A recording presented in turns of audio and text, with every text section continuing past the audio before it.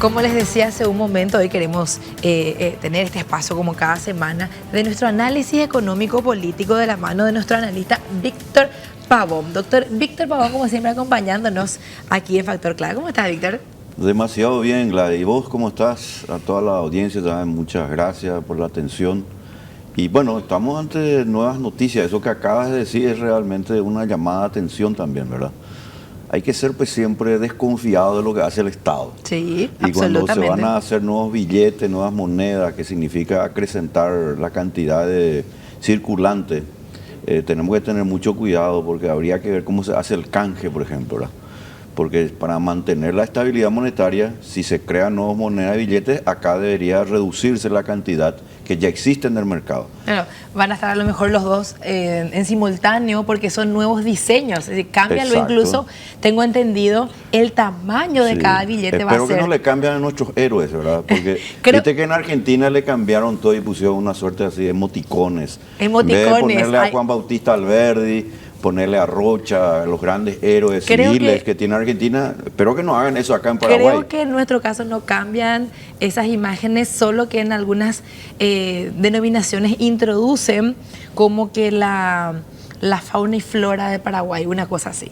Pero lo nuevo también es el tema de los tamaños de los billetes, que los de mayor denominación van a tener mayor tamaño y los de menor tamaño, como para también facilitar a las personas con discapacidad visual.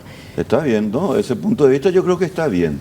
Y además hay otro tema también que todavía no tocamos aquí, Gladys, que es el tema de la moneda digital.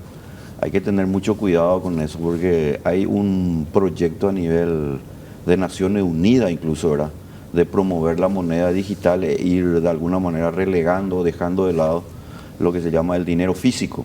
De manera que ese es un tema también que, pero en otro momento vamos a tocar. Hoy quería un poco abordar la cuestión de cómo se originan las crisis.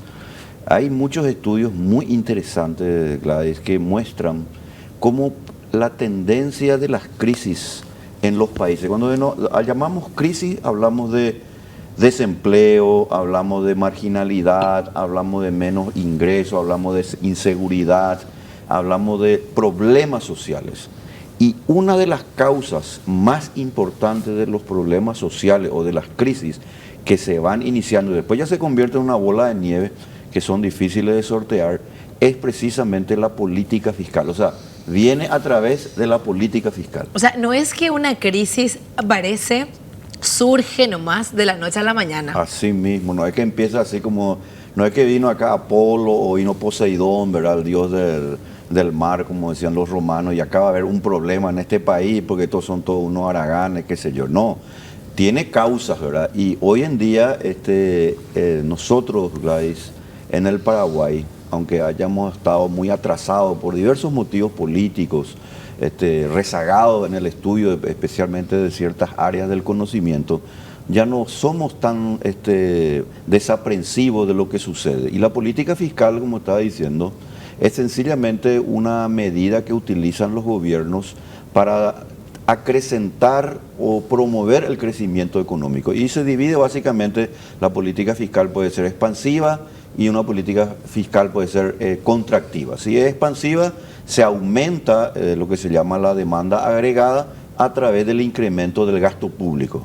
Y al revés, si es contractiva, luego se disminuye o se trata de disminuir finalmente esa demanda agregada, disminuyendo en este caso el gasto público. Pero lo que sí sabemos, Gladys, y hoy está básicamente con estudios muy interesantes, es que cuando nosotros no cumplimos la regla de oro de cualquier economía, familiar, individual, empresarial, cuando los gastos empiezan a ser superiores a los ingresos, esos gastos tienen que ser financiados. Y el problema de fondo no está solamente en el incremento del gasto más allá de los ingresos, lo cual ya sabemos que significa déficit.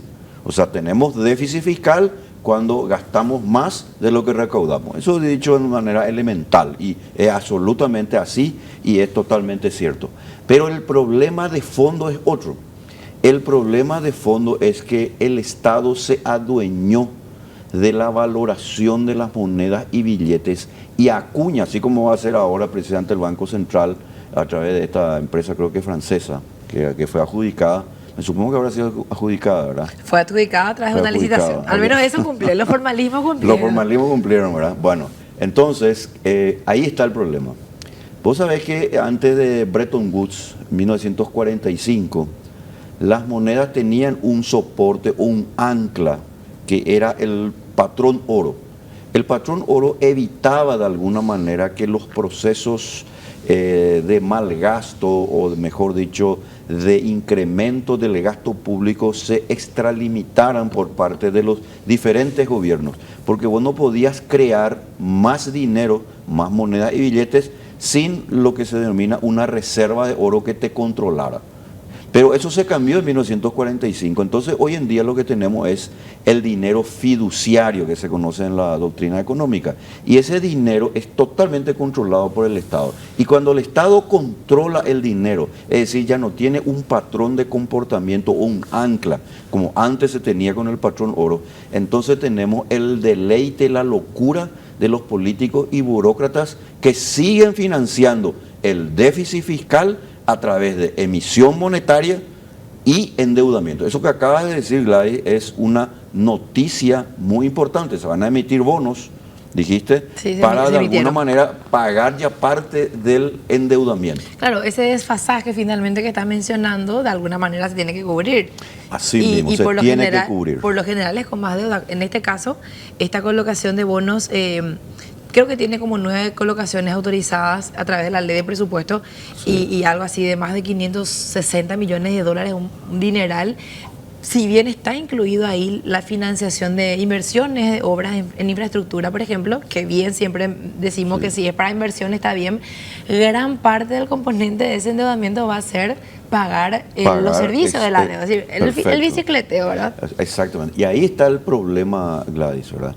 Pero el problema es, además de, en términos económicos, es pagar, digamos, parte del déficit o pagar parte del endeudamiento con no empréstito, lo cual no es el modo correcto de enfrentar ese problema que se está teniendo. Nosotros tenemos que hacer que nuestro endeudamiento, en primer lugar, se pare o de alguna manera ya se vaya pagando, pero no con nuevos préstamos, porque eso genera precisamente una suerte de bola de nieve, una bicicleteada que finalmente nadie sabe cómo corregir, después se vuelve sin control.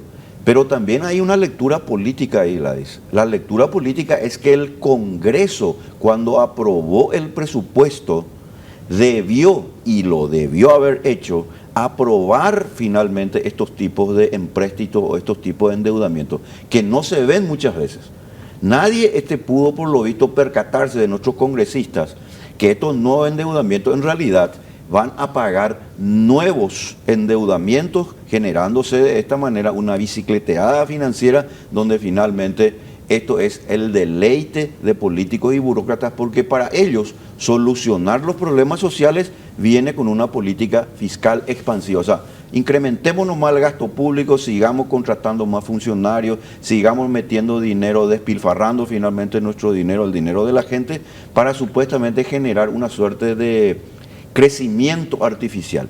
Y eso es muy peligroso, especialmente en los países como Paraguay, Gladys, porque nosotros no tenemos un crecimiento económico medido en el Producto Interno Bruto que realmente nos pueda hacer soportar los problemas que podríamos tener de algún tipo de shocks externos que pueden darse en cualquier momento. De hecho, se dio hace poco con el tema de la venta, por ejemplo, de la carne, se dio hace poco con el tema internamente, con el tema de la sequía que tuvimos, que repercutió también en el orden del 60-70% en la producción de soja. De manera que el desequilibrio fiscal es el inicio de una crisis.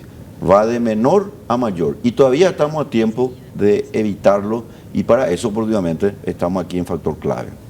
Bueno, Víctor, me parece muy interesante que llevemos estos temas también a la gente, porque finalmente es cómo vamos a estar en el futuro a partir de las decisiones que hoy se están tomando. Estamos a la vuelta de la esquina ya con las elecciones y bueno, es interesante también pensar en qué tipo de decisiones económicas plantean tomar estos nuevos candidatos o las próximas nuevas autoridades. Es decir, nosotros también como ciudadanos y ciudadanas exigimos que la persona que esté al frente de los diferentes poderes del Estado, los que son de cargo electivo, tengan esa misma mirada que finalmente va a significar o traducirse después en bienestar de la población, de mis hijos, de nuestros hijos, o simplemente estamos votando y perpetuando el sistema que claramente nos trajo hasta esta situación sumamente complicada.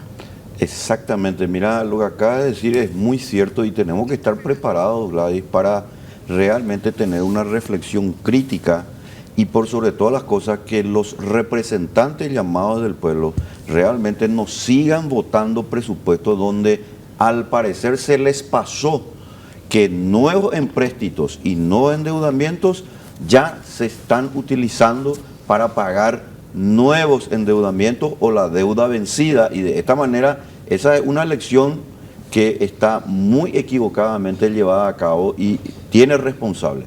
Y hay que señalarlo. Lo que está mal en política económica, como bien dijiste, repercute inexorablemente. Eso es algo que no se puede evitar en el corto, mediano y largo plazo. Víctor, muchísimas gracias por tu tiempo, como siempre, y te leemos en nuestro suplemento económico dominical. Muchas gracias, Gladys. Un gusto compartir. Doctor Víctor Pavón compartiendo este espacio de análisis económico político.